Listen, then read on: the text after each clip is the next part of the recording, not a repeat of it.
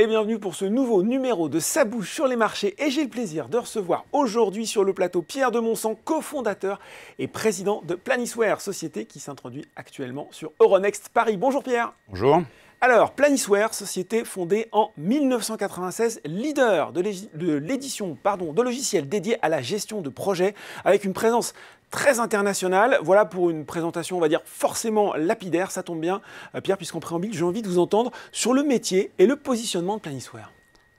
Tout à fait. Alors, on est un éditeur de logiciels qui vend en mode aujourd'hui SaaS, c'est-à-dire qu'en fait, le logiciel est loué et hébergé sur nos serveurs. C'est la nouvelle forme de business des éditeurs logiciels. Alors, le sujet sur lequel on travaille, c'est en fait aider nos clients à réussir leurs projets. Et ça nécessite d'avoir une vision sur l'ensemble des projets que vous faites, parce qu'en fait, on se rend compte qu'il y a énormément de projets qui échouent. Oui. Manque de concertation. En fait, manque de décision et de priorisation. En fait, c'est-à-dire qu'en fait, on ne met pas les bons moyens sur les bons projets. Et si vous ne mettez pas les bons moyens sur les bons projets, ils sont en retard. Ça ne marche pas. Pas tout, etc. Ouais. Donc, en fait, on est là pour donner cette visibilité à des clients. On a des gros clients dans l'automobile, dans le pharmaceutique, dans la high-tech, etc., partout dans le monde. On fait 80% de notre business international. Ouais. Et on est leader sur cet aspect, ce qu'on appelle la gestion de portefeuille de projets, c'est-à-dire qu'on ne gère pas un projet, mais on gère un portefeuille de projets ensemble pour être capable de faire des arbitrages dessus. Donc c'est vraiment le sujet sur lequel est Planisware aujourd'hui et depuis le début d'ailleurs, depuis la création. Alors justement, vous l'avez évoqué, quelle est aujourd'hui votre typologie de clientèle? Alors en fait, on a décidé de se spécialiser sur 4 axes. Et d'ailleurs, c'est la spécialisation qui fait notre succès. C'est-à-dire qu'en fait, le monde du projet, il est très varié. Vous avez, j'imagine même chez Boursorama, vous faites des projets. Et on s'est spécialisé sur 4 thématiques. La thématique des projets de R&D, de recherche et développement, d'innovation, la première. Les grands projets d'engineering, parce qu'en fait, on se dit qu'avec la transition climatique, c'est un secteur qui bouge. Et on a pas mal de clients dans le domaine.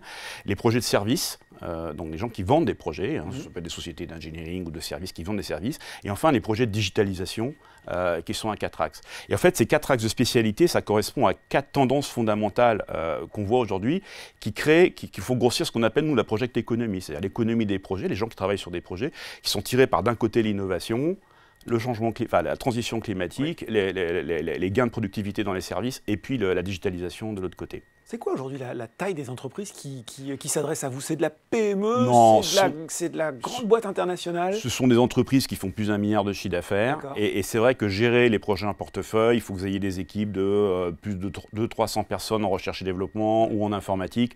Bon, ça commence à avoir du sens. Oui. Sinon, vous prenez des petits outils pour gérer votre projet en tant qu'individu. Mais avoir cette vision de portefeuille pour faire un budget, voir les ressources, etc., c'est des choses que vous commencez à avoir à partir d'une certaine taille d'entreprise. Ce marché de la project economy, comment il se développe aujourd'hui? Et j'ai envie de savoir aussi finalement comment votre offre, parce que j'imagine qu'il y a de la concurrence, se distingue justement dans cet écosystème. En fait, c'est un truc, la project economy, c'est un truc sous-jacent qu'on ne voit pas, mais qui est une transformation du monde aujourd'hui. En fait, si on regarde l'économie il y a 50 ans, on faisait la production.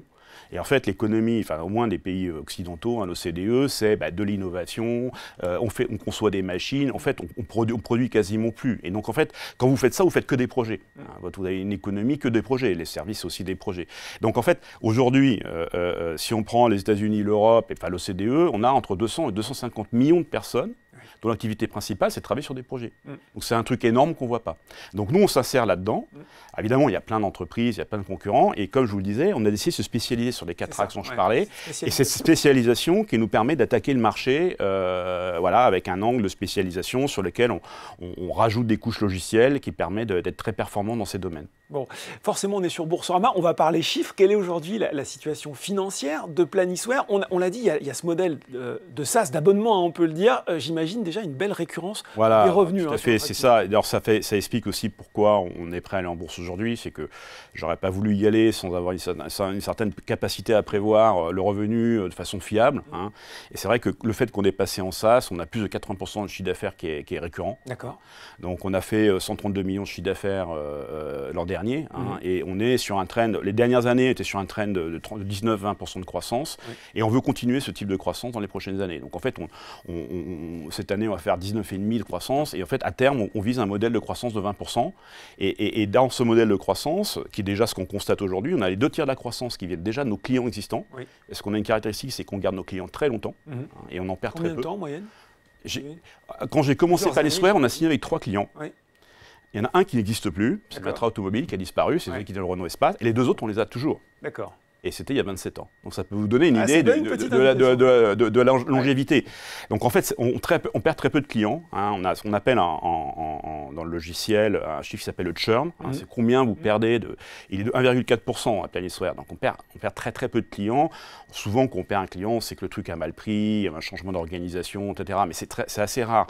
Les clients, en fait, ils s'inscrivent dans une démarche de progression quand ils achètent Planisware. Parce que, comme je vous l'ai dit, c'est pas simple de réussir ces projets. C'est un truc qui prend du temps. Donc vous commencez par gagner sur un certain aspect, mais c'est une démarche qui prend un peu de temps, qui est incrémentale, et donc on garde nos clients très longtemps. Sanofi, qui est un de nos premiers clients, utilise le produit dans plein de domaines, par exemple, des entreprises comme Renault, Stellantis aussi, sont des clients depuis très longtemps. Beau partenaire en tout cas, oui. Oui, alors en fait on a quasiment toutes les grandes boîtes pharmaceutiques, on a les leaders dans l'automobile, sociétés comme Ford, BMW, Stellantis, Renault, Nissan, etc. On a pas mal de domaines où on a vraiment des leaders dans leur domaine, quoi. Justement, Pierre, qu'est-ce qui vous a convaincu? On voit, ça fonctionne, des belles signatures, un carnet de commandes, du chiffre d'affaires récurrent. Qu'est-ce qui vous a convaincu, dit tiens, c'est le moment de rentrer en bourse, c'est le moment de se faire coter? En fait, bon, voilà, vous arrivez avec une entreprise qui a dépassé les 100 millions. Maintenant, la prochaine étape, c'est 500. Et il y a une problématique de visibilité. Bon. Il y a aussi une problématique, bon, vous avez vu, nos clients gardent le produit longtemps. Il faut rassurer tout le monde, rassurer les collaborateurs que vous embauchez, rassurer les clients. Et en fait, les fondateurs de Planisware, on est majoritaire au capital aujourd'hui et on restera majoritaire après l'introduction en bourse. On veut donner cette perspective de long terme. Et donc, on veut positionner Planisware comme une entreprise indépendante. On veut gagner en visibilité et on pense que la bourse, c'est un bon moyen de le faire. Bon. Il se trouve qu'on a un actionnaire, un financier, un private equity qui est dans Planisware depuis pas mal de temps déjà, c'est Ardian. Et en fait, c'est l'occasion aussi pour eux de sortir. Parce qu'en fait, on va faire une introduction en bourse de type secondaire, en fait, sur les actions. Par cession d'actions existantes. Il n'y a pas d'augmentation de capital. Non, il n'y a pas d'augmentation de capital.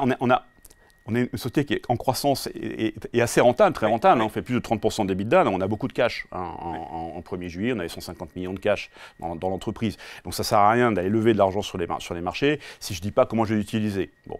Alors, l'utiliser, ça serait pour faire des acquisitions. On en a fait une dans notre vie, mais on est surtout sur de la croissance organique.